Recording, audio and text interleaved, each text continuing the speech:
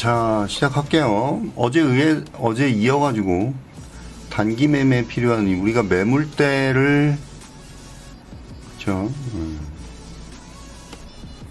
매물대를 이용하는 거라고 그랬는데 매물대는 거래량이 합이에요. 거래량. 자, 그 다음에 어제 제가 질문을 하나 드렸죠. 질문을. 자, 가장 큰 매물대, 그쵸? 큰 매물대를 지지하고 상승한 종목은 더 갈 확률이 많다. 요걸 이용해가지고 우리가 눌림목 매매를 하는 거죠. 단기 매매. 자, 질문은 큰 매물대를 지지한 후에 상승한다.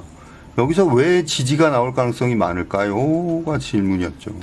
자, 이거는 여러분들이 남자분들은 뭐 무협지나 옛날 역사책들 보면은 전쟁이 나오죠. 전쟁. 그렇죠? 그 중국 무협이나 뭐 이런 거 저는 고등학교 때 무협지를 굉장히 좋아했고 또 뭐 무협지 꼭 아니더라도 마찬가지죠. 우리나라로 말하면 뭐 고구려하고 당나라하고 싸움할 때 그렇죠? 큰 성을 지키게 되잖아요. 그렇죠? 자, 전쟁을 할 때 보면은 자, 이게 북쪽 나라라고 치고 여기가 남쪽 나라라고 치면 항상 이렇게 싸울 때 보면은 전쟁 요충지라는 게 있어요. 여기는 한번 어떤 요새를 차지하면 뺏기면 안 되는 요새가 있죠. 항상 보면은. 그쵸? 뭐 중국 같은 경우에는 뭐 여러 군데가 있지만은 뭐 갑자기 이름이 생각이 안 나네. 우리나라로 말하면 뭐 압록강 옛날에 고구려 전쟁할 때 압록강 북쪽 남쪽 여기를 전쟁 요충지로 하고 있고 아 중국은 유주라는 데가 있어요. 여기가 항상 전략 요충지거든요. 무협지 같은 거 많이 보시면 유주성 뭐 이런 거 나오죠. 대야성 예, 거기도 그렇고 여기를 침략을 해서 예를 들어서 남쪽 나라가 침략을 해서 북쪽까지 밀고 들어갔다.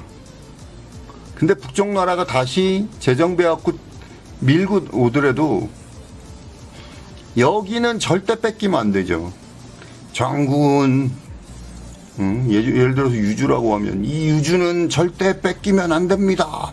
그러니까 여기를 뺏기게 되면 여기서 밀릴 가능성이 많은 데잖아요. 그렇죠? 이 전쟁을 상상하시면 돼요, 여러분. 전쟁을 상상하시면. 여기는 뚫기도 어렵고 한번 뚫은 다음에 뺏기면 안 되는 곳이란 말이에요. 이제 이해가 되시죠? 네. 자, 요 설명에 대해서 이해가 되면 2번 한 번씩 눌러주세요. 자, 그래서 종목들을 보면 예를 들어서 최근에 갔던 종목 뭐 있어? 뭐 휴림 로봇을 예를 들어볼게요. 보통 이런 데는 막 갭으로 뚫는 애들이 있는데, 그렇죠? 갭으로 뚫으면 오히려 그 다음에 가겠다는 의지가 강한 거죠. 여기가 전략 요충지란 말이야. 요 가격대가. 요 가격대에서 또 밀리면 이걸 다시 뚫으려면 돈이 굉장히 많이 드는 거예요. 왜?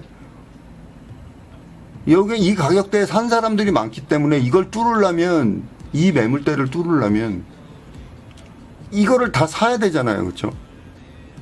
이 가격대에 있는 매물을 다 사야지 올릴 수 있는 거잖아요. 만약에 여기 걸어놓은 저기가 있으면.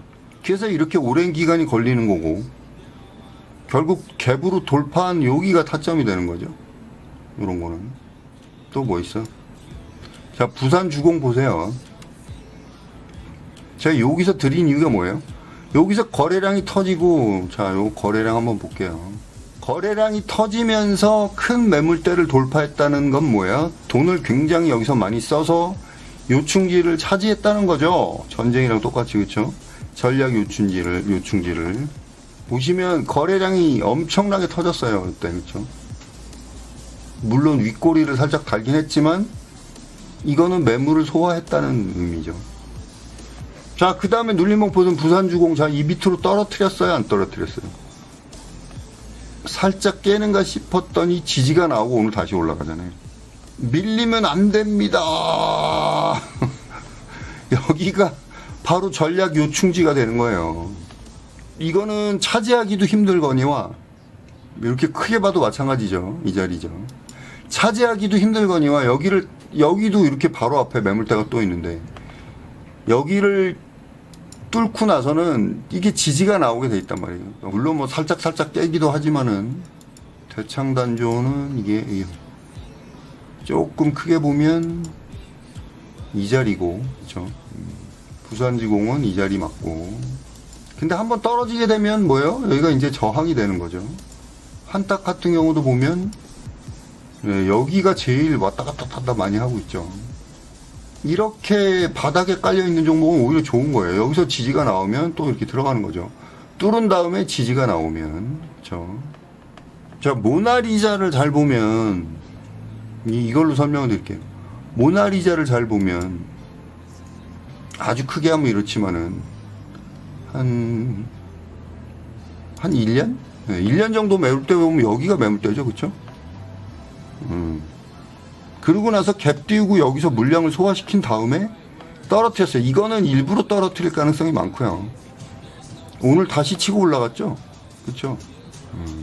이런 식으로 가장 큰 매물대는 전쟁으로 말하면 전략 요충지가 되는 거고, 얘는 뚫은 다음에 지지가 나오면 단기 타점이 되는 거예요.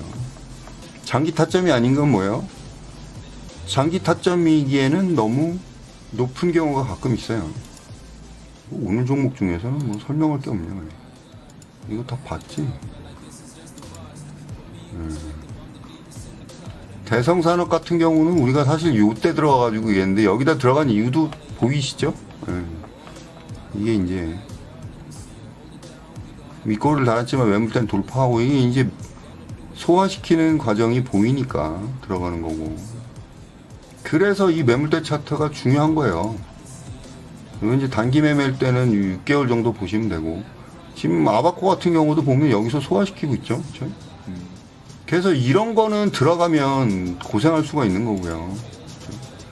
자, K젠도 보세요. 안 밀리죠, 여기서?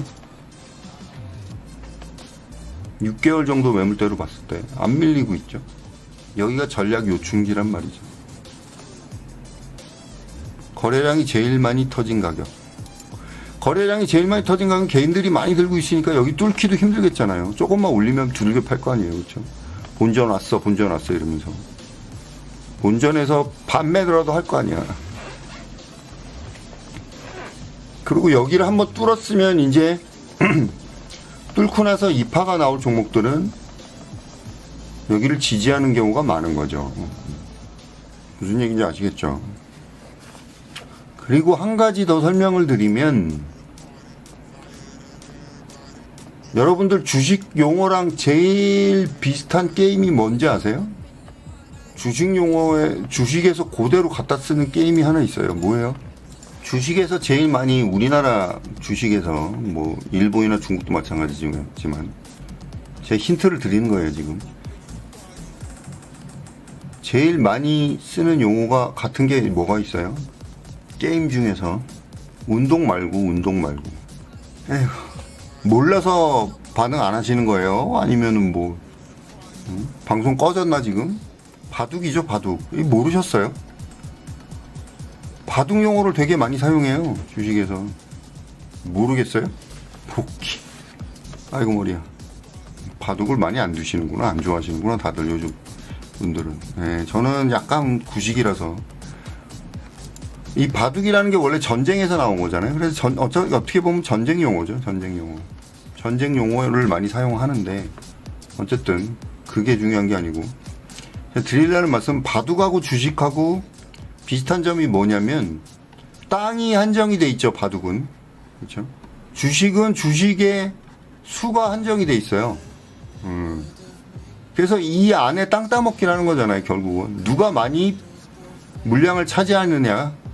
물론 이제 주식은 나중에 넘기는 게 있기 때문에 그렇지만 결국에는 누가 많이 차지하느냐. 세력이 돈으로 끌어올리면서 주식을 쫙 사고 나중에 파는 거죠. 이게 한정이 돼 있다는 게 바둑판은, 이게 바둑판이라고 치면 주식수도 한정이 돼 있잖아요. 그렇죠? 한정이 돼 있다는 게, 그러니까 요 안에서 얼마나 많은 수량을 차지하나가 중요하죠. 근데 제가 하고 싶은 얘기 뭐냐면, 이거를 거래량으로 생각하면 바둑에서 바둑에서 수를 놓잖아요. 그쵸? 근데 바둑은 똑같이 1대1로 놓죠. 네가 먼저 놓고 내가 먼저 놓고 네가 먼저 놓고. 근데 주식은 안 그렇단 말이야. 세력들이 개인이 하나 할 때 세력이 10수를 놓을 수가 있는 거예요. 그럼 당연히 유리하겠죠. 바둑 두시는 분도 혹시 계시면 당연히 유리하단 말이에요. 그렇기 때문에 그리고 이 수가 거래량에 해당되는 거죠.